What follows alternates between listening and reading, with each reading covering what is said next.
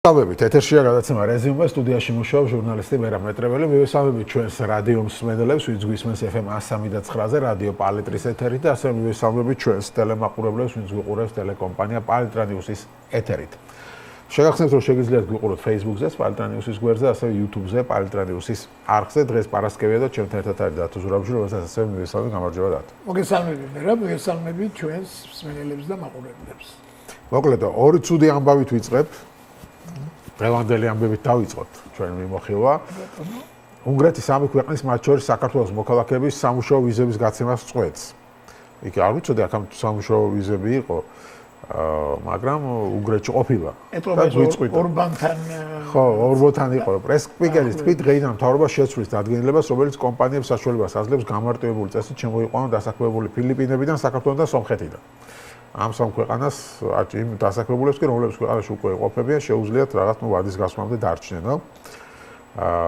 სომხებს საქართველოს და ფილიპინებს შეუჩერეს. მაგრამ ამაზე უფრო მნიშვნელოვანი არის ზოგადად ევროკავშირთან უვიზო მიმოსვლა, რომელთან დაკავშირებითაც იცით რომ პრობლემები გვაქვს და რადიო თავისუფლების ჟურნალისტი რიგარდი ოზვიაკი ავრცელებს ინფორმაციას, რომ ევროკავშირი მომავალ კვირას 11 ივნის ვიზების საკითხთან დაკავშირებით საქართველოსთან დიალოგის გამართვას გეგმავსო. მნიშვნელოვანი შეხვედრა, რომელზეც განიხილება ვიზა ლიბერალიზაციის შესაძლო შეჩერება, წერს ოზვიაკი. მისი ინფორმაციით ევროკომისია დეკემბერში წარადგენს ყოველწლიურ ანგარიშს ვიზების შესახებ. იანვარში კი წევრმა სახელმწიფოებმა გადაწყვეტილება უნდა მიიღონ. ანუ დეკემბერ-იანვარში შეიძლება გაგვიუქმდეს უვიზო მიმოსვლა. აი აქამდე მიგვიყვანა ჩვენი ხელისუფლების პოლიტიკა. სამაგეროდ საქართველოს ხელისუფლების პოლიტიკით კვაყოფილი არიან რუსები. მაგალითად ლავროვი ამბობს ასეთ რამეს, საქართველოს ამჟამინდელი ხელმძღვანელობა პრაგმატიკოსებისგან შედგება. ისინი ადასტურებენ თავიანთ კურსს ევროკავშირისკენ, მაგრამ ამავდროულად ესმით, რომ ასეთ შემთხვევაში ქვეყანას მოუწევს უარი თქვას იყოს ქვეყანა, რომელიც ცნობილია თავისი სასოფლო სამეურნეო პროდუქციით.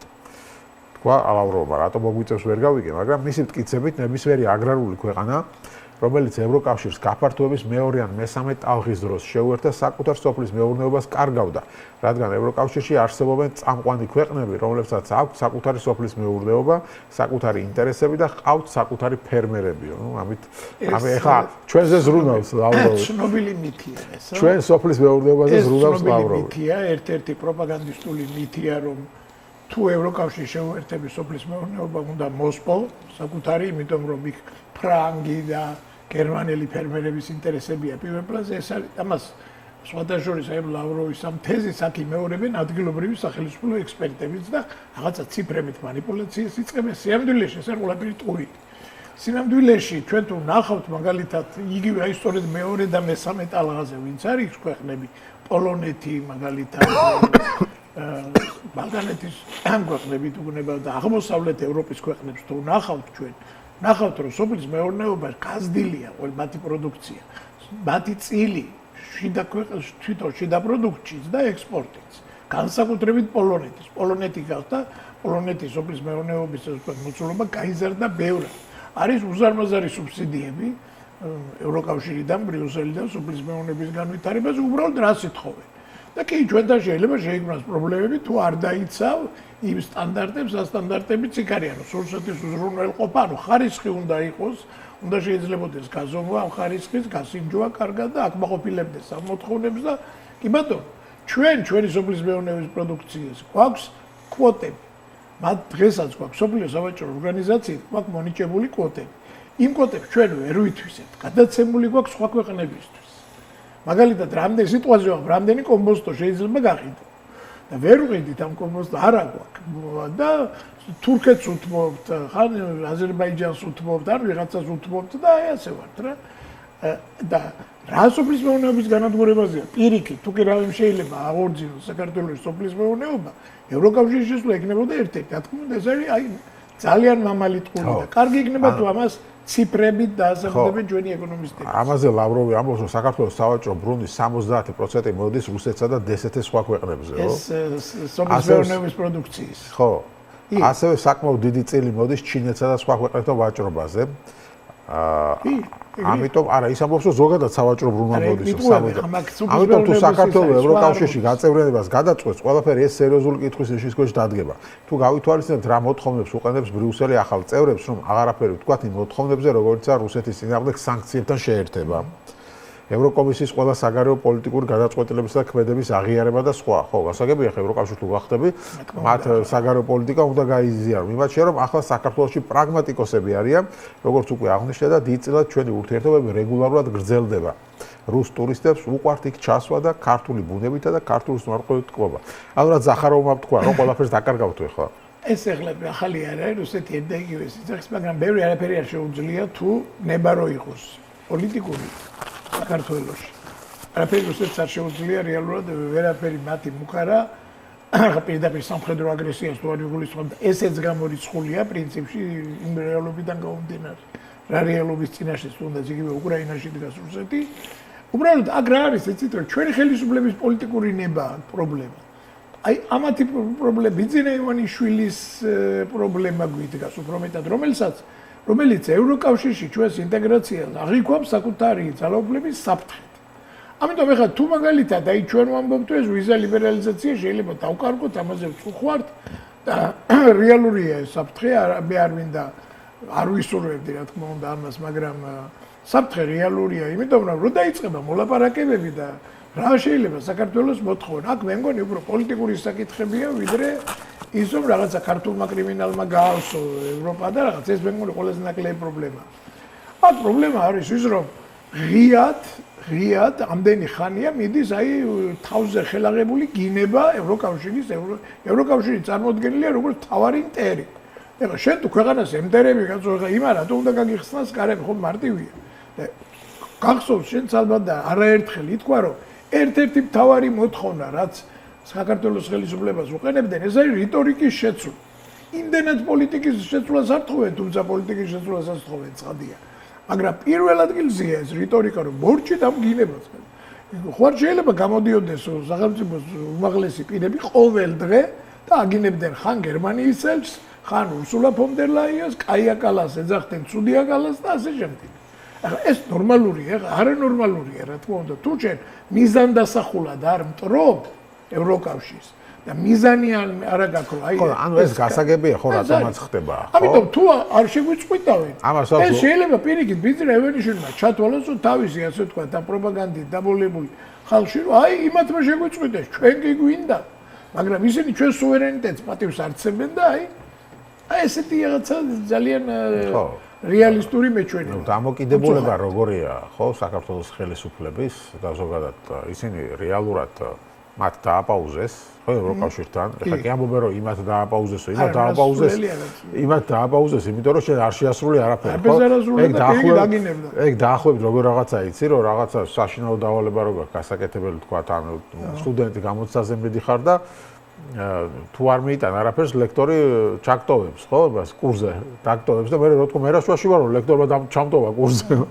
მე ხوار მომიწერია ხელი იმას რა ქვია ჩატოვებასო ლექტორმა მოაწერა ხო გასაგებია შენ თუ არაფერს არ გააკეთებენ ისინიც გაგიჩერებენ თუმცა ჩვენ გვახსოვს კობახიძის განცხადება რომ თქვა რომ არაო ჩვენ ვაჩერებთო და მე ამაზე ხალხი რო გამოვიდა ქუჩაში მე უკან დაიხიეს და ხა იძახიან ჩვენ არ იმათ გააჩეროს მაგრამ ამის შეიძლება იმათ რატო თუ გააჩერეს იმათ რატო გააჩერეს იმიტომ რომ არაფერი არ გააკეთეს. სასამართლოს დამოუკიდებლობას გთხოვენ და ის არ გააკეთა, ხო?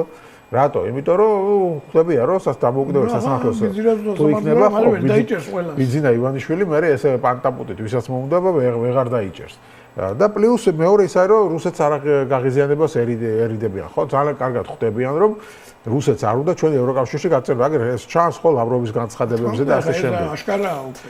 ანუ რუსები აქამდე და ჩვენთან პრორუსები ვინც იყვნენ იტყუებოდნენ და დღესაც იტყუებიან ერთ-ერთი რაღაც პოდკასტი შემოხვდა ვიღაც ახალი კოცები ისხდნენ და რაღაც ლაპარაკობდნენ რომ ახალი კოცი რაღაც ხო ანუ აქამდე რო არ მინახავს რა ახალი შემატებული ასე ვთქვათ ექსპერტები ეგრეთ წოდებული რომლებიც ლაპარაკობდნენ რომ აიო ეხლა რუსეთისთვისო გასაგებია რომ რუსეთს არ უნდაო საქართველოს ნატოში შესვლაო იმიტომ რომ მტრული ალიანსია რუსეთისთვისო და არ უნდაო რომ მის საზღვართანო ნატოს ის იყოსო და შენ რო ხო მაგას შენ რო იყო რუსეთის ადგილზეცო შენც არ მოგინდებაო ეს საზღვარი რო კონდესო და თითქოს ლოგიკა არის ხო ეხლა მტრული ის ალიანსის საზღვარი რატო უნდა გინდოდეს მაგრამ და ამ ლოგიკით დაიწყო უკრაინაშიც ხო ომი რუსეთმა რომ აი ჯერ ერთი რომ ნატოში არავინ არ გვიღებდა ჩვენ და უკრაინას არც იდგა ეს საკითხი ხო პრორუსები თან იმას იძახიან რომ ნატოში ხო არავინ არ გიღებთო და თუ არავინ არ გიღებს მაშინ რატო არის შეშფოთებული ხო რუსეთი ხო თან იძახიან რომ რუსეთი ამის გამო არის შეშფოთებული მაგრამ მე როდესაც უკრაინას ამ მოგონილი მიზეზის თავს დაესხა შედეგი რამე იყო, რომ ფინეთი შევიდა ნატოში, რომელიც ნეიტრალური იყო მანამდე და 1000 კილომეტრი საზღვარი დაემატა ნატოსთან. 1000 კილომეტრი. ხშირად ხუბრობ ხოლმე, რომ ჩვენ ვამბობთ, რომ რუსული ტანკი დგას 40 კილომეტრში თბილისიდან, ნუ ეხლა ნატოს ტანკი დგას 40 კილომეტრში პეტერბურგიდან. იქვე არის ფინეთის საზღვარი. თუ ჩადგება ეგ ნატოს ჯარები, ფაქტობრივად 40 თუ 50 კილომეტრია პეტერბურგიდან. ხო, ზოგადად დაახლოებით არც მაგე, ხო. ძალიან ცოტა. შესაბამისად, ანუ აღმოჩნდა რომ ზამშვენივრად შეეგუა ახლა რომ 1000 კილომეტრი არ შეუმჩნევია 1000 კილომეტრით გაეზარდა ნატოსთან საზღვარი და პრობლემა არ არის და თუ საზღვარი არის ნატოსთან პრობლემა რატო არ არის ფინეთის გაერთიანება პრობლემა მისთვის ხო ამ სიამბულეში გამოდის რომ მისთვის ნატოსთან საზღვარი არის პრობლემა რა თქმა უნდა ხა რუსეთს არ უხარია რომ ნატოს საზღვარი უახლოვდება მას მაგრამ უფრო დიდი პრობლემა მისთვის არის ყოფილი საბჭოთა ქვეყნების დაკარგვა ანუ ფინეთის ნატოს შესვლა არ ადარდებს მიუხედავად იმისა, რომ 1000 კილომეტრის საზღვარი აქვს. ანუ ისევ საბჭოთა კავშირი უნდა ისევ უკრაინა და საქართველო ადარდებს, იმიტომ რომ მას უნდა რომ საბჭოთა კავშირის ყოფილ ტერიტორიაზე კონდეს გავლენა და აქ არ შემოვიდეს ევროკავშირის გავლენა და დასავლეთის გავლენა. ანუ რეალურად ეს რაღაცა ნატოს საზღვარი და თემა კი არ არის, არის გავლენების სფეროებისთვის ბრძოლა.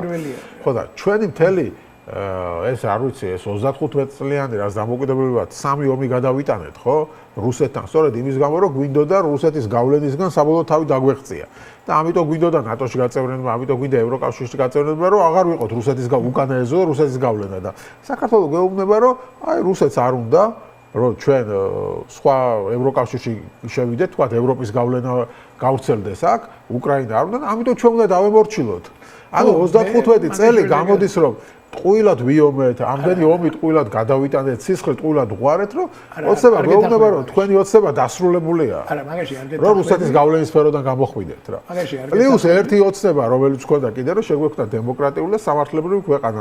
ამაზეც გვეუბნება რუსეთი რომ ესეც დასრულებულია, ვერანაირ დემოკრატიული და სამართლიანი ქვეყანა აქ ვერ იქნება, იმიტომ რომ ნუ მაშინ ხო რუსეთისადმი ლოიალურ ხელისუფლებას ვერ შეინარჩუნებს. ეს ლოგიკაში გეთახმები ბოლომდე თითქმის აი დასკვნაში არ გეთახმები და რატო ესე იგი ეს არ არის ქართული ოცნების მიზანი.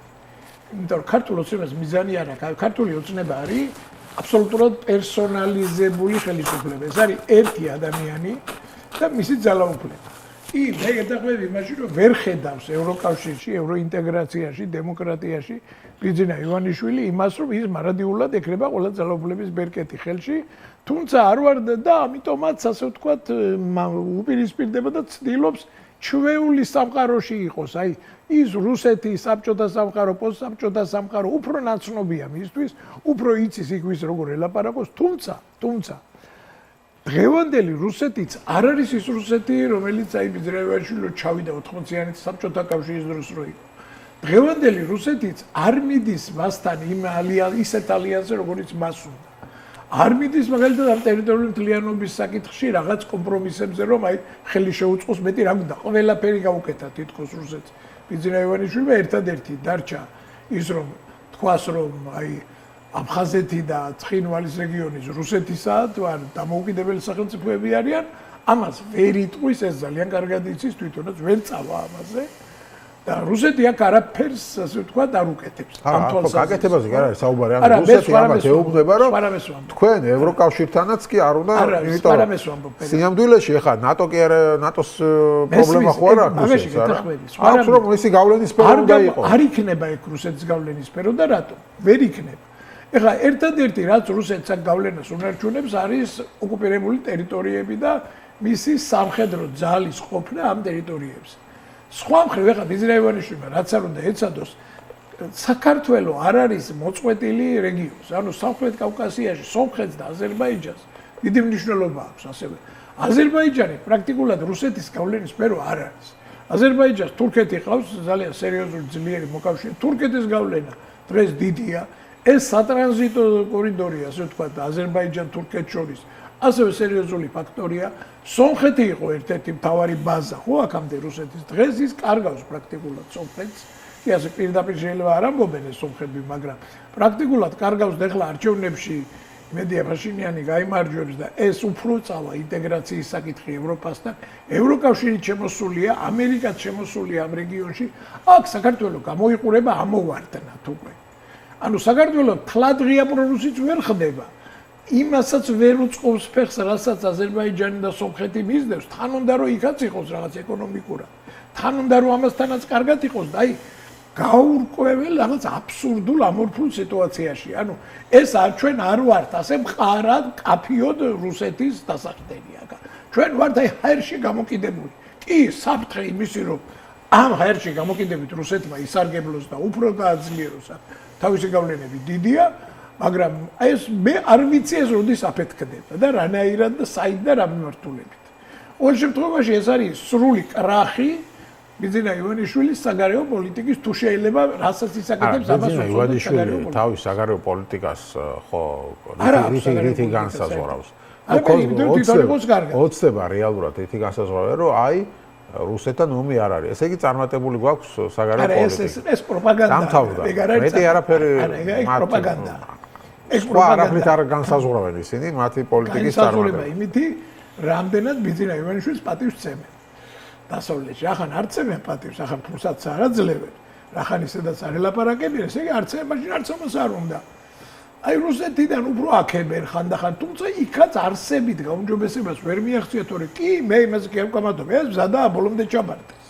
შინაგანი პრობლემა კი არა აქვს რაღაცა ბარიერი, ღირებულებითი ამისი ბოლომდე ჩაბარების. წავა ამაზეც, მაგრამ ვერ იღებს იქიდან იმ ბენეფიტებს, რაც მას სჭირდება. მას სჭირდება მისი ძალაუფლება, ხა მას ის კი არ უნდა რომ ასე რუსეთს ჩააბაროს ქვეყანა და მე იმენ იგორად ასვას აქ გიორგაძე. და ასე იზამს. აშკარაა, იმიტომ რომ ბიძინა ივანიშვილი არავისთვის არ არის მისაღები ფიგურა უკვე ასე თუ გააგრძელა. ერთადერთი ვის რაც მას შეუძლია, უბრალოდ მას არ ეყოფა ამის არც გამჭრიახობა. ამწუხარად პოლიტიკურ გამჭრიახობას. ხო, არა, ფაქტი ხო ფაქტად რჩება, რომ ჩვენ რჩებით რუსეთის გავლენის. არ ვართ რუსეთის გავლენის სფეროში, არ ვართ. ეს არის ბიძინას არჩევანი და არა ქართველი ხალხი. ხო, გავიგე, მაგრამ ახლა ის არის ხელისუფლებაში. არა ვართ, ეხლა რუსეთი არ განსაზღვრავს აქ არაფერს. როგორ არ განსაზღვრავს? აი მაგალითად, ჩვენ გინდა ევროკავშირის შესვლა და რუსეთი გეუბნება არ შეხვიდეო და ვერ შედიხარ. არა, მაგიტომ არა, ბიძინას არ უნდა და იმიტომ ვერ შევიდა. არა, მე ვფიქრობ, რომ რუსეთს არ უნდა და მაგიტომ ვერ შევიდა. ანუ ისინი ნახე რას გეუბნებიან? მათი პოლიტიკა ხო თეატრ ამაზე. ისინი რას გეუბნებიან? სხვა რაღაცა. ფაქტი არის, რომ ბიძინას არ უნდა. ის რომ ბიძინას რატომ არ უნდა? იმიტომ რომ რუსეთი ეუბნება თუ იმიტომ რომ თვითონ შინაგანად არ უნდა. ეს არის უკვე ვერსია. ამაზე ჩვენი ვერსიები განსხვავდება. ხო, ვერსიებია, მაგრამ ფაქტი არის, რომ არ უნდა რომ რუსეთი ეუბნება. ნუ არ ვიცი ახლა ეს არ შეხვიდეთ. ეს არის აქამდე არ ეუბნებოდა. არა, აქამდე არც ჯეროდა ივანიშვილს რომ მიგვიღებდა. ან აქ როგორ რაღაცა იყო, იცი რომ სანამ შენ რეალური შესვლის კანდიდატი არ გახდი, მანამდე რუსეთის და ბიძინას ესე უყურებდა რომ ნუ კი კაცო, ეხა ან მიგვიღებენ ან არა, სადღაც მას რა ქვია, უშაბათო კვირაში როდესმე მიგვიღებენ და ეხა უცებ უკრაინის ომის მერე რეალურად შემოგთავაზეს და კანდიდატის სტატუსი მოგწეს. აქ უკვე საფრთხე დაინახეს რა. ამაზეა საუბარი. მეიდან ისთვის მოხდა ასოცირების ხელშეკრულება იყო უკრაინას და ამაზე არა უკრაინას სხვა დამოკიდებული იყო იქ ახლა ღიად პრორუსული ხელისუფლება იყო მაშინ იანუკოვიჩის სახით ასოცირების ხელშეკრულება ოგრძა ღიად პრორუსული ხელისუფლება იყო და იმიტომ აუგრძა ღიად პრორუსული მაშინ მაგალითად ბიძინა იყო აქ ბიძინა მოვიდა როგორც დასავლური ხო თქვენ ხო ესე მოხვედით ხელისუფლებაში როგორც პროდასავლური ხელისუფლება ამიტომ ასოცირებაზე პრობლემა არ ქონდა შენთან თან პლუს შენ არ ახარ ეკონომიკურად ისე მნიშვნელოვანი რუსეთისთვის როგორც უკრაინა იყო და პოლიტიკურად ხარ მნიშვნელოვანი და პოლიტიკური საქმე რო დადგა დღის წესრიგში. და პოლიტიკური იყო ასოცირების ხელშეკრულება. არა, არის ეკონომიკური თემები ხარ რა, ამაზეა საუბარი. ხო იყო აქამდე. ხო, მაგრამ აქ ადარდებს რეალურად ჩვენ თუ გახდი ევროკავშირის წევრი, უკვე პრობლემაა რუსეთისთვის. ხა ევროკავშირის წევრობა არ იყო, როცა აქ იყო ნატოს წვნები, როცა აქ იყო ასოცირების ხელშეკრულება, როცა აქ იყო ვიზომი მოსვლა, პატარა ამბავი არ იყო. გავიგე, მაგრამ მისთვის ხო გეუბნები ხა პრობლემა რუსეთისთვის არის ერთ-ერთი ზეგარის ეს არ ვიცი. ხო, გასაგებია, ხო, ეხა რუსეთის პოლიტიკას ამდენი ხანი ვაკვირდებით და სულეთ ნათელია დღეს რუსეთი რაზე არის მომართული. არ იმაზე მომართული, რომ ყოფილი საბჭოთა რესპუბლიკები არ გახდნენ ევროკავშირის წევრი. ანუ ნახე რაზეა საუბარი. ნატოს წევრობაზე კი არა აქვს მარტო პრობლემა. არვეთ ევროკავშირის წევრობაზეც აქვს პრობლემა. არა, არ ყამათო. ხო და მორჩა რა, ეგ არის რა. ნიშნავს ეს რომ ამიტომ ვართ, ამიტომ ესე იგი ვაკრუჟეტია. ხო, არა, რა ვიგე, ჩვენ დავრჩეთ ჩვენ აზრზე, კაცო. შენ ასე ფიქრობ, მე ასე ვფიქრობ. არა, მე ასე არ ვფიქრობ, ეს ფაქტია, რომ ბიძინას არ უნდა. ხა ბიძინას რატო არ უნდა? ამაზე ფიქრი არასწორია, ჩემი აზრით, მეთოდოლოგიურად. ფაქტია, რომ არ უნდა. არის ორი ვარიანტი. ძალაუფლებას. ჩვენ ხო ვერ გავექცევით იმ ფაქტს, ასევე ფაქტია რომ რუსეთს არ უნდა ჩვენი ევროკავშირში. რუსეთს არასდროს აკდომებია. ხო, არასდროს. ხო, როდის უნდა როდესმე უნდა და 2018-ში უნდა და 2019-ში. ჩვენ არავინ არ გვიხებდა ევროკავშირში. კონსტიტუციაში თუ ჩავწერეთ. ბიჭო, ეგ გასაგებია შენ რაც არ უნდა ჩაწერო იმან თუ არ მიგიღო ხო ვერ მიხშეხვა. არ მიგიღო კაცო, არ გრებულობდე გუშინ, მაგრამ ხო ჩავწერეთ. ხო და დღეს როცა ხო და ამაზე სობა როცა რეალურად დადგა დღის წესრიგში ჩვენი ევროკავშირი გაწერდა ეგრევე ჩაფჩეხეს. ხასკია ეგრევე ჩაფჩეხეს, თვითონ ჩაიჭეხეთ თავისთავად. ხო, რატო ჩაიჭეხეს? იმიტომ რომ რუსეთს არ უნდა. საიდან რამე საბუთი გვაქვს ამისი რომ იმან უთხრა და იმიტომ გააკეთა თორე ამას უნდა და ჩვენ ლოგიკურად ვარაუდობთ. ეგ შენ მართალი იქნება რა შემთხვევაში, იცი არის ბიზნესი რომ რატო მედავები ვერ გავიგე. დარჩი შესაძლებელი მეჩებს არ მედავჭი. ის რო ეუნებოდეს არა არქნა, ამას არ უნდა. ბიჭო, ეგ ჩვენ არავინ არ ვიცით ამას რა უნდა და რა უნდა ფაქტია. რომ უნდა სინამდვილეში რა უნდა ივანიშვილი ჩვენ მაგაში გეთახმები რომ არ ვიცით. რა შეუძლია წინააღმდეგობა მოლდოვას თუ ვერ გაუწია წინააღმდეგობა. ბიჭო, აქ საუბარი მასია რომ ჩვენ გვყავს ხელისუფლება რომელიც არის შეშინებული იმის გამო რომ რუსეთთან გვაქვს საზღვარი და ხვალ რუსეთი რო დაგვესხავს თავს არაფერი არ გვეშველება და ამიტომ რუსეთი რასაც გვეტყვის ის უნდა გავაკეთოთ. ეს არის ამათი პოლიტიკა და თან გვეუბნებიან რომ სუვერენიტეტს ვიცავთო და მე ეს კითხვა მაქვს თორედ რანაირად ვიცავთ სუვერენიტეტს თუ შენ რუსეთი გიწყვიტავს შეხვალ ევროკავშირში თუ არ შეხვალ ევროკავშირში. ამაზე არის საუბარი რომ სინამდვილეში ამათი სუვერენიტეტიც ფეიკი არის. არანაირი სუვერენიტეტი ეს არ არის. რა თქმა უნდა. იმიტომ რომ რუსეთის ნებაზე ხარ დამოკიდებული. რუსეთმა გეუბნება რომ არ მაწყობს, შენც ხვალ ტრამპმა უთხრა ბიზნეს, მოდი ბიზნესა, შენთან ვარ მე და ბოლონდე მიაწექიო, ძალიან მარტივად დაიკიდებს ფეხებზე რუსეთს. არ არის მასალა. ამას მაგის აღარ მჯერა უკვე. არა, იქიდან გარანტია არაფრის შესაძლებლობა. იქიდან ამ გარანტიას მას არავინ არ მიცემს და არც რუსეთი არ აწევს ამის გარანტიას, მაგრამ რუსეთი უფრო იცის. ის არ იცის იქაურობა. და აქ უფრო შინაურულად გწნობს თავს. ესაა მისი პრობლემა, თორე იქიდან რო კონდეს ზურგი და აქამდე ასე ეგონა, მანამდე რატო იყო პროდასავლელი? ეგონა რომ მისი ერთპიროვნული მართლობა არის თავსებადი დასავლურ კურსთან. აღმოჩნდა რომ არ არის. არ შეიძლება სულ მართავდეს ყველაფერს და სასამართლო ედოს ჯიბეში და მე ჩათვალა რომ ისინი უწყობენ შეთქმულებას. ეხლა აქციებზე რო დადეს ხალხი ის ხო დარწმუნებულია რომ ამას ევროპა უკეთებს და deep state.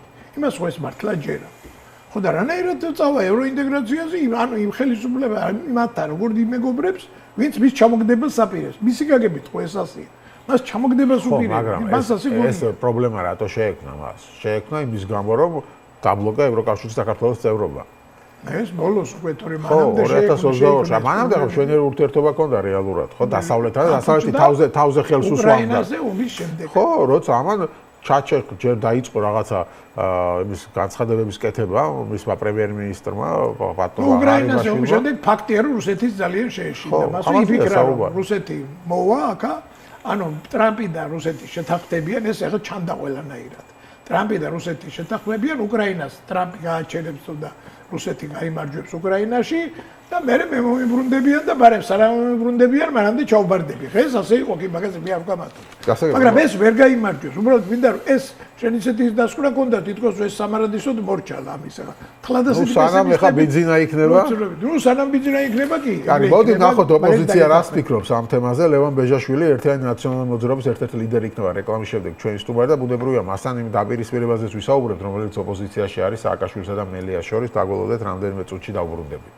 ასე რეზიუმე დაბრუნდა ეთერში და შემოგვიერთდა სტუმარიც, როგორც გითხარით, ლევან ბეჟაშვილი, ერთიანი ნაციონალური მოძრაობის ერთ-ერთი ლიდერი. მოგესალმებით. მოგესალმებით. მადლობა გადაცემაში მონაწილეობისთვის. ნიკა გვარამიამ გააკეთა ასეთი განცხადება თქვენთან დაკავშირებულად ნაციონალური ნაცმოძრაობა სადაც სკანდალურად იცვლება თავმჯდომარეები ბოლო რამდენიმე წელია სხვა პარტიაში ტურბულენტობაზე ლაპარაკობდეს ძალიან არასერიოზულია. თინა ბოკუჩავას განცხადებას გამოეხმაურა, როგორც გვარამია სოციალურ ქსელში წერს, ის იმედოებს, რომ ნაციონალური მოძრაობა ალიანსის საქმიანობაში რამე მონაწილეობას მაინც მიიღებს მიტინგზე გამოსასვლელად სცენასთან მოსვლის და სიტყვით გამოსვლის მოთხოვნის გარდა. ახლა მომდიარ ხა დავიკითხა, თავი ეს არის. თავი კითხვა რა არის ახლა? მაგრამ მაგ განცხადება თუ პოსტის წინ კიდე სხვა განცხადება უძღვა და კი ბატონო, ამაზე თქვენ ვისაუბრეთ, მე მაინტერესებს ეს ახლა დაპირისპირება ალიანსში მეგონა რომ დასრულდა თითქოს, ხო, ჯერ მიშამ დაიწყო, მე მელია აყვა, მე მიშამ უპასუხა, მე მელიამ უპასუხა, იქ რაღაცას დასახელებას აითხოვს მელია იმ ერთი კაცი დაასახელთო. რა ხდება ალიანსში რეალურად არსებობს ეს ალიანსი ერთიანი თუ ფორმალურად ხართ უკვე იქ. ხო. ნუ სამწუხაროა, რეალობა არის სამწუხარო, როდესაც ესეთი პოლემიკა მიმდინარეობს ოპოზიციურ პარტიებსა და ოპოზიციურ ლიდერებს შორის. როგორც ჩანს, ასე ვთქვათ, წარსულის ტრამვები საკმაოდ მძიმე არის და ბუნებრივია მძიმე იქნება, იმიტომ რომ ნაციონალურ მოძრაობამ მძიმე პერიოდი გაიარა 2012 წლის შემდეგ. ბევრი რეპრესია, ბევრი ზეწოლები, მათ შორის დევნა, ჩვენი პოლიტიკური ლიდერები მიხეილ სააკაშვილი დაჭერილი არის, ლევან ხაბეიშვილი პოლიცსაბჭოს თავმჯდომარე დაჭერილია, თბილისის თავმჯდომარის მოადგილე, ფაქტიურად თავმჯდომარე თბილისის ორგანიზაციის ირაკლი ნადირაძე დაჭერილი არის, უამრავი ადამიანები დევნის ქვეშ, ჩვენი რიგითი აქტივისტებიც კი 4 ოქტომბრის საქმეზეც დაჭერილები არიან და დღესაც სასჯელს იხდიან უკანონო სასჯელს და ამ ფონზე კიდევ სამწუხარო არის, რომ ოპოზიციური პარტიებიდან და ლიდერებიდან ისევ ნაციონალური მოძრაობა რომ არის თავარი კრიტიკის სუბიექტი და ობიექტი და კიდევ ნაციონალური მოძრაობის მიმართ რომ ხდება პრეტენზიების გაჟღერება, ბუნებრივია უსამართლობის შეგრძნება ნამდვილად არის განსაკუთრებით იმ ადამიანებისაგან, ვისაც ნაციონალურ მოძრაობასთან სერიოზული არა მარტო ოპოზიციაში ყოფნის პერიოდში, არამედ მართლობის 9 წლიანი მართლობის პერიოდშიც საკმაო კავშირები ჰქონდა, საკმაო გავლენებიც ჰქონდა და იციან ეს პარტია როგორ მუშაობს და რა გაიარა მთელი ამ წლების განმავლობაში და კიდევ დამონათება 14 წლის თავზე რომ ნაციონალურ მოძრაობას თურმე არაფერი არ გაუკეთებია და მარტო მიხეილ სააკაშვილის ელექტორატის ასე ვთქვათ ხდება კაპიტალიზაცია. მე ვფიქრობ, რომ უსამართლო არის რიგითი იმ აქტივისტების მრავალათასიანი, ათეულათასობით წევრის თვალისწინებს ჩვენი პარტიის რიგები და მათ მიმართ არასამართლიანი არის ის დამოკიდებულება, რომელიც ეხლა არის გამოხატული და ვხედავთ ჩვენ სოციალურ ქსელებში.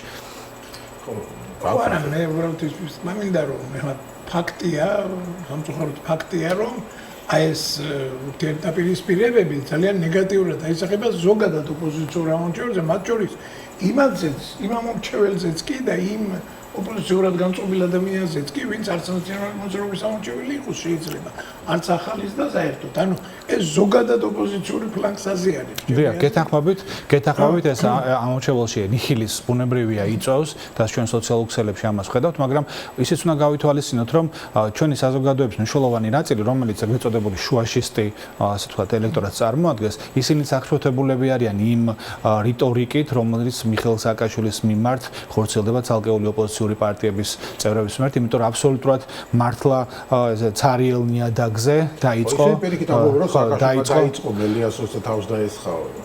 მელიაზე აზრის გამოთქმის გარდა მანამდეც იყო, როდესაც საუბარი იყო, რომ ალიანსი უფრო უნდა გააქტიურდეს, უფრო უნდა მეტი აქციები ჩაატაროს რეგიონებში, გასვლაზე იყო საუბარი და შემდეგ 26 მაისის მერე მიხეილ სააკაშვილმა დაწერა, რომ კარგი აქცია იყო, ასე ვთქვათ, შედგა საზოგადოებრივი პროტესტი, ელექტორატს იმედი მიეცა და იმავდროულად საჭირო იყო, რომ სექტემბრამდე კიდევ ასე ვთქვათ, გაგრძელებული იყო ეს აქციები და საზოგადოებას ჰქონდა საშუალება, რომ გამოეხადა თავის პროტესტს და ასეთ ნებისმიერ აზრის გამოთქმაზე თუ ასე ვთქვათ, მიხეილ სააკაშვილის მიმართ კრიტიკას დავიწყებთ და წარსულის გახსენებას დავიწყებთ და ასე შემდეგ ბუნებრივია ყოველთვის მოიძებნება საპოლემიკო, ხო? ამიტომ მე ვფიქრობ, რომ ამ შემთხვევაში ცოტა სხვა თემასთან უფრო გვაქვს საქმე, იმიტომ რომ რეალურად მიმდინარეობს ცდელობა, რომ მიხეილ სააკაშვილის ასე ვთქვათ, როლის მნიშვნელობის ნიველირება მოახდინონ ცალკეულმა პატარა პარტიებმა და ამაზე მოახდინონ კაპიტალიზაცია. მაშინ როდესაც ნახეთ ადრე როგორ იყო. ადრე თავარი ასე ვთქვათ, მლანძღველი მდევნელი იყო ქართული ოცნება, ხო? ქართული ოცნება ნაციონალურ მოძრაობას დევნიდა, რაღაცა სექტასაც უწოდებდა, მიშისტებს უწოდებდა. დღეს გამოდიან და იგივე როლს ფაქტიურად ასრულებენ სხვა ოპოზიციური პარტიების ლიდერები და წარმომადგენლები და მე მინდა მიმართო, რომ მეგობრებო, აი დააკვირდით თქვენს რიტორიკას, თქვენს შეფასებებს მიხეილ სააკაშვილთან მიმართებაში, ნაციონალურ მოძრაობასთან მიმართებაში, მის აქტივთან მიმართებაში და შეადარეთ ქართული ოცნების მიერ რამდენიმე თვის წინ, ასე ვთქვათ, წარმოებული კამპანიებს ეს სიტყვები და ნახავთ, რომ ასე ვთქვათ, იდენტურ თემაში ხართ. იდენტურ რაღაცებს საუბრობთ. ეს მეტყველებს იმაზე, რომ თქვენი კამპანია ნამდვილად არასწორი მიზანმიმართებით არის. დღეს სამწუხაროდ რომ მათი ძალისხმევა უფრო მიმართული არის ნაციონალურ მოძრაობის და მიშას წინააღმდეგ, ვინემ ჩვენი საერთო პოლიტიკური მოწინააღმდეგე ამ ქვეყნის საერთო პოლიტიკური მოწინააღმდეგის მიმართ ქართული ოცნების მიმართ, ხო? აი ეს სამწუხარო რეალობაა და ბუნებრივია ეს ჩვენი ელექტორატის ნიჰილიზმს იწვევს. ამაზე უნდა ვიფიქროთ და ერთხელ სამუდამო წერტილი დავსვათ. მე წინა პარასკევს თუ არ ვშთები, მიხეილ სააკაშვილმა მელიასთან მიმართებაშიც გააკეთა, რომ აღარ შევდივარ პოლემიკაში, გასაგებია ყველა პოზიცია, უსურვებ თავისუფლებას, ოჯახთან დაბრუნებას და ასე შემდეგ და ასე. გვეგონა რომ დასრულდებოდა ეს ამბავი და გუშინ თუ არ ვშთები, გუშინ ახალი, ასე თქვა, ტალღა დაიწყო ნაციონალურ მოძრაობის წინააღმდეგ. ბუნებრივია ხო, აი ასე თუ ისე როგორ შეიძლება. მე ვფიქრობ, რომ თავარი არის მოძრაობა. როდესაც ასე თქვა, არ ვაქტიურობთ, არ მოძრაობთ, არ აქტიურ პროტესტში არ ვართ და როდესაც პატარა ლუფტები წარმოიშვება დროის ჭყალებში ცოტა უსაქმურობის, ხო? ამიტომ შემდგომ მე იწყება ერთმანეთის მიმართ პრეტენზიები, ერთმანეთის დადანაშაულება და ასე შემდეგ. საქმეთ უნდა ვიყოთ დაკავებული და ამიტომ უნდა გავაგრძელოთ ჩვენ აქტიური პროტესტი, აქტიური პროტესტია, როდესაც აქტიური მოძრაობა, ხალხთან ურთიერთობა, ხალხი გამოდის ქუჩაში, მთავარი მიზანსცენა ვიცით რა არის ამ ქვეყნის. არამედ სამართლაში თქვენდა რომ საერთოდ არც იღებთო მონაწილეობას ალიანსის მუშაობაში და ახლა ასეთ საყვედური. ხო, ნუ ამასაც ბუნებრივია ამასაც აქვს საფუძველი ხა, როდესაც ერთი გვერდიდან შენ სხვა ოპოზიციური პარტიები მუდმივად გლანძღავენ, გაყვედურობენ, უშუალო სიტყვებსაც არიშურებენ და ასე შემდეგ. მე ძნელი არის სამუშაო პროცესის აღდგენა და სამუშაო პროცესში თანაბარ და სრულუფლებიანი მონაწილეობა, ხო? რთული არის, იმიტომ რომ ყველა ადამიანები ვარ და ჩვენზე მოქმედებს ეს ასე თქვათ ნეგატიური ენერგიები და ნეგატიური ლექსიკა, ხო? მაგრამ ბუნებრივია ხა ჩვენ მიუხედავად ამ წინააღმდეგობისა ჩვენ შევძელით და 26 მაისი საპროტესტო აქცია, მაშინ როდესაც მანამდე რამდენიმე თვით ადრე 4 ოქტომბრის შემდეგ ესეთი დიდი ფართომასშტაბიანი აქცია არ ჩატარებულა და საზოგადოების ჰქონდა მოლოდინი და სურვილი რომ ეს აქცია შემდგარიყო. ეს აქცია შედგა, მიხეილ სააკაშვილმა მოუწოდა თავის მომხრეებს რამდენჯერმე ტელევიზიით, Facebook-ის მეშვეობით, ჩვენ აქტიურად ვიყავით ჩართული კამპანიაში და ეს შედგა. ამიტომ როდესაც ჩვენ გვაქვს ერთიანი მიზანსცენა, მიზანმიმართება და ერთიანი ამოცანა, ბუნებრივია ეს გაგვიადვილებს იმაზე რომ კონცენტრირდეთ საერთო მოწინააღმდეგის წინააღმდეგ და ნაკლები დრო დაუთმოთ ურთიერთ პრეტენზიებს და ურთიერთ ბრალდებებს. ხო, ერთი თემა მაინტერესებდა კიდევ აი ამ მარკო რუბიოს განცხადება იყო რომ მათ ჰქონდათ საუბარი ამერიკის ადმინისტრაციის წარმომადგენლებს ოპოზიციურ პარტიებთანაც. თქვენ რა შტაბ-ბიზნესებად აქეთ ჩამოსულიც იყო მე მგონი წარმომადგენელი დეპარტამენტის შეხვდა ხელისუფლებასაც, ოპოზიციასაც და ის როგორი ის დაგჭა შტაბ-ბიზნესება როგორია ამერიკის პოზიცია, ხა მესმის რომ ყველა თავისი ინტერესით მოქმედებს, მაგრამ ყოველთვის ქონდა მნიშვნელობა მაინც. პირველი რომ ხო მე მგონი ახალს არ ვიტყვი რომ ამერიკელებს არ ჭირდება ზედმეტი პრობლემები. და მათ შორის რეგიონში, სადაც იმ რეგიონთან მიმართებაში, სადაც ისინი თავის გეოპოლიტიკურ ინტერესს ხედავენ, ხო, იგივე ტრამპის მარშრუტი, აზერბაიჯანის და სომხეთის ჩართვა ამ მარშრუტში, ალტერნატიული სატრანსპორტო დერეფნების ორგანიზება და შემდეგ, ამიტომ მათ რეგიონში ჭირდებათ პოლიტიკური სტაბილურობა.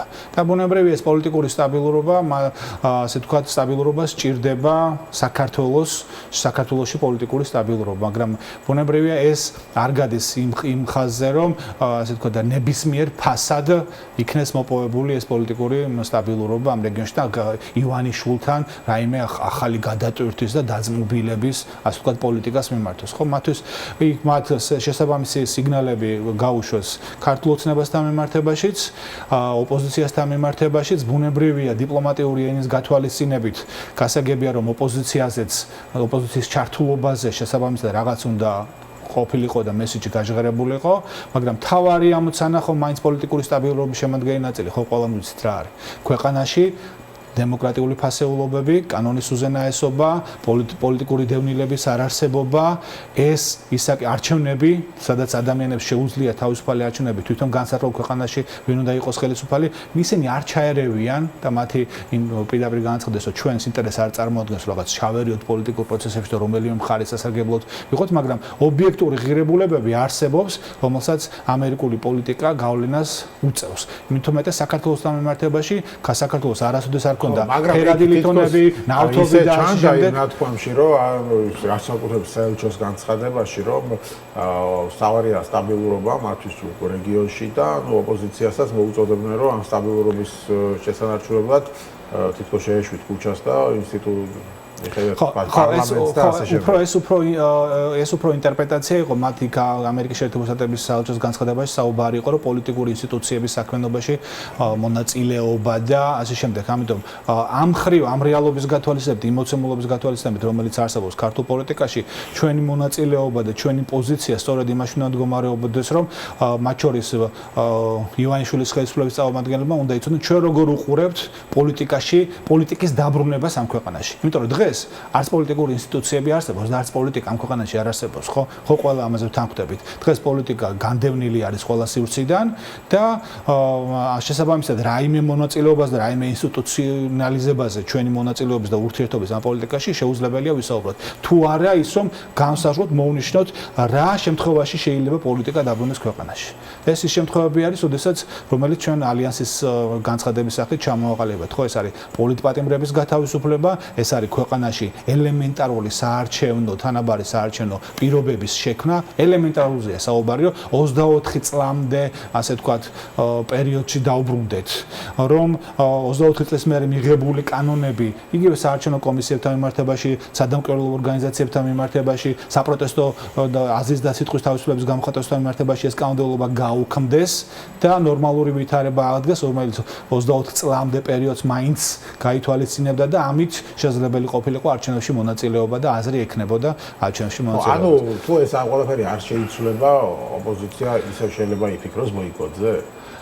ხო, მიშელ კარგი კითხვა არის, იმიტომ რომ ერთის მხრივ ბუნებრივია ჩვენ გვაქვს ეს პოზიცია, ამ პოზიციაში მნიშვნელოვანი არის, რომ ჩვენ პოლიტიკური ერთობას მივახციოთ, იმიტომ რომ სამწუხაროდ არიან პოლიტიკური ლიდერები, პარტიები, რომლებიც ამ თემას გვერდსუვლიან და საუბრობენ ვადამდელ საპარლამენტო არჩევნებზე, შესვლაზე ამ არჩევნებში და ასე შემდეგ, მაგრამ ხო ყველა ხვდებით, რომ ის არჩევნები, რომელსაც გვთავაზობს იმ კანონმდებლობის საკანონმდებლო ჩარჩოს პირობებში, რომელსაც გვთავაზობს ქართული ოცნება, არჩევნები ვერ იქნება. როგორ წარმოგვიდგენია არჩევნები იმ შემთხვევაში თუ არსებობენ პოლიტპატიმრები, იმ შემთხვევაში თუ არსებობს რომ სადამკვირვებლო ორგანიზაციებს არანაირი უფლება არ აქვთ რომ მონიტორინგი განახორციელონ საარჩევნო პროცესების, რომ ელემენტარული ნდობა არ იქნება საარჩევნო ადმინისტრაციის მიმართ და ასე შემდეგ. ხო, ამიტომ ბუნებრივია ჩვენ ეს პოზიციები უნდა გავითვალისწინოთ, ერთის უნდა დავაახლოვოთ პოლიტიკურმა პარტიებმა ჩვენი საერთო ხედვა, როგორ არჩევნები და როგორ უყურებთ დემოკრატიული პროცესების ქვეყანაში დაბრუნებას და ერთიანი მოთხოვნის შესაბამისად მე ვფიქრობ, რომ ჩვენ ვაიძულებთ ჩვენი პარტნიორების დახმარებით, ვაიძულებთ ქართულ ოცნებას, რომ წამოვიდეს ამ დათბობაზე და აზრი გაუწიოს ხალხის მოთხოვნებს ამ ქვეყანაში დემოკრატიის დამკვიდრებასთან დაკავშირებით. ხო, ეს არის საინტერესო, თუ არ წამოვიდა მე რა ხდება. იმიტომ რომ დაუშვათ ან საერთოდ არაკრიტებს არ არის, ან დაუშვათ რაღაცა ნაწილში მოდის, არ არის ელიტში. მათ შეიძლება თქვა სიტყვაზე დათანხმდა გათავისუფლებას, მაგრამ საარჩევნო კანონმდებლობას არ ცვლის. ბევრი ვარიანტია, მაგრამ დიახ, ხო იცით, მე ამ შემთხვევაში მნიშვნელოვანი არის პარტიები, განსხვავებით ლელო და გახარება, ყველა ვარიანტი უნდა მივიღოთ მონაწილეობა, იმიტომ რომ მე მგონი დათოცავას ეთანხმება, რომ პარტიებისთვის არსებობს, რომ მიიღოს მონაწილეობა არჩევნებში და ასე. იცით როგორ არის, ნახეთ, მნიშვნელოვანი არის რა პოლიტიკური პროცესი მიდის ქვეყანაში. თუ ეხა ის პოლიტიკური პროცესი მიდის ისე როგორც ეხლა მდორეთ და რაღაცა უბრალოდ ყველა ველოდებით არჩევნების ვადამდელის თუ იმის ჩანიშვნას და ასე შემდეგ, ხო? ბუნებრივია, ანუ არჩევნებსაც აზრი, თუ პოლიტიკური პროცესი არის პოლიტიკური ოპოზიციის მხარეს, ხალხის მხარეს, ხალხი წარმართავს ამ პოლიტიკურ პროცესს ქუჩაში, არის ერთიანობა მოთხოვნებში, ერთიანობა და ასე შემდეგ. ბუნებრივია, აქ ამ შემთხვევაში ნებისმიერი კომუნისტების დროს მოქმედი საარჩევნო კოდექსიც იყო და ხალხმა მაინც გაიმარჯვა რომ გამათავისუფალი მოძრაობის დროს, ხო? ამიტომ დღეს საუბარი იმაზე არის, როგორ არჩევნებში მივიღეთ მონაწილეობა, ისეთი ეფემერული არის და გაუგებარიც არის, მაშინ როდესაც დღეს გვაქვს საბრძოლოელი აქ. დღეს უნდა ვცდილობდეთ, რომ ერთიანობით შევძლოთ, რა ქვია, ხალხის ნდობის მოპოვებას, ხალხის ხარდაჭერის მოპოვებას, იმიტომ რომ ხალხს წარმოიდგინეთ, ხალხს უნდა ერთიანობა, ხალხი მხარს გვიჭერს და ჩვენ პარტიები ერთმანეთს რაღაცა წარსულებს უხსენებთ და პირად დამოკიდებულებებს ვახსენებთ. მაშინ როდესაც ეხა ეს ბოლო გადავალ ისევ იმ თემაზე, ეს დაპირისპირებას და რაღაცა იმას კი არ უკავშირდება, რატო წავედი ნაციონალური მოძრაობიდან სიტყვაზე, რამე იდეოლოგიური განსხვავებულობა მქონდა თუ რაღაც რაღაცა პლატფორმა მქონდა ახალი თუ არაფერი, სულ და პიროვნული დამოკიდებულებების გამო ხდება გადაწყვეტილების მიღება სამწუხაროდ. ხო არა, მაგალითად თამარ ჩეკლეშვილი ამბობდა, რომ სააკაშვილი ეჭვია, რომ მის გარეშე თუ რამე ხდება, ანუ ხო არ არის აქ პრობლემა ის, რომ მიშას უნდა რომ ეს ერთიანობა იყოს მის ირგვლივ. და არა პარიტეტის საფუძველზე, არამედ ის იყოს თავარი ლიდერი. არა სამართლიანი შეფასებაა მე ვფიქრობ, ნახეთ, იმიტომ რომ 24 წელსაც ხო იგივე იყო არჩევნების დროს, 20 წელსაც ხო იგივე იყო, 2016 წელსაც ხო იყო, ოპოზიციური პარტიები არსებობდა, 2024 წელს მიხეილ სააკაშვილი ციხეში იყო, მაგრამ მაინც მოუწოდებდა პარტიებს გაერთიანებისაკენ, არა მის გარშემო გაერთიანებისკენ, არამედ პარტიებს ერთიან სიაზე, ნაციონალურ მოძრაობა თანახმად იყო ნომრის გაუქმებაზე, ერთიანი, რა ქვია, თავისი პარტიული სიის გაუქმებაზეც და ასე შემდეგ და ერთიანი სიის მომხრეც იყო. ხო? ამიტომ ეს არის ეხა ეს რა ქვია თავის მართლება რომ მიშას უნდა მის გარშემო გაერთიანა. მიშას უნდა რომ გავერთიანდეთ ყველა იმისათვის რომ საქართველოს გამარჯვება მოუპოვოთ და საქართველოს რომ გაიმარჯვებს და საქართველოში დაბრუნდება პოლიტიკა და დაბრუნდება არჩევნები და აზრი მიეცემა, შემდგომ უკვე და ქართული ოცნება წავა ხელისუფლებიდან, შემდგომ უკვე ქართული ხალხი გადაწყვიტავს მომავალში ვის ანდოს ხელისუფლება და არჩევნები ჩაატაროს და ნდობა გამოუცხადოს ამა თუ იმ პოლიტიკურ ლიდერს თუ პარტიას, ხო? ამიტომ აქაც კიდევ ერთხელ ვიმეორებ, მნიშვნელოვანი არის, რომ ჩვენ პოლიტიკური პროცესი წარმართოთ ისე, რომ ინიციატივა იყოს ქართული ხალხის მხარეს. თუ ინიციატივა არ არის და ისე ოპოზიციური პარტიები ერთმანეთს არჩევნებში შესვლა არ შესვლაზე ეკამათებიან და რაღაც რეალობებს ხატავენ და რეალობების ილუზორულ შექმნაში არიან დაკავებულები, მაშინ ბუნებრივია აზრი არ ექნება არც არჩევნებს და არც ისეთ არჩევნებს, რომელსაც გვთავაზობს ხელისუფლება. ხო, ნუ კი ბატონო, და საბოლოო შეიძლება შედეგად ისე ბოიკოტი მივიღოთ. ანუ ამას არ გამორიცხავთ თეორიულად. ხო, ჩვენი ამ ნებისმიერი პოლიტიკური პარტიის ამოცანა არის რომ შექმნას პოლიტიკური პროცესი და ამ პროცესში არჩევნები არის მთავარი გამოხატულება და არჩევნებში გაიმარჯვოს. იმასაც ყველა კარგად ხვდებით და ბატონ ზურავი დამეთანხმება, რომ არჩევნები უნდა მოიგოს ოპოზიციურმა ველმა არჩევნებამდე, ანუ კენჭისყრის დღემდე.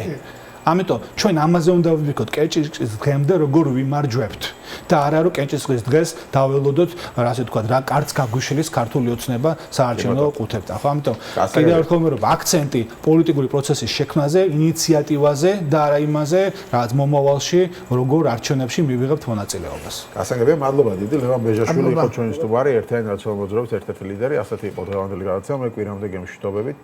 შევხვდებით კვირას, სხვათა შორის სომხეთში მნიშვნელოვანი არჩევნებია.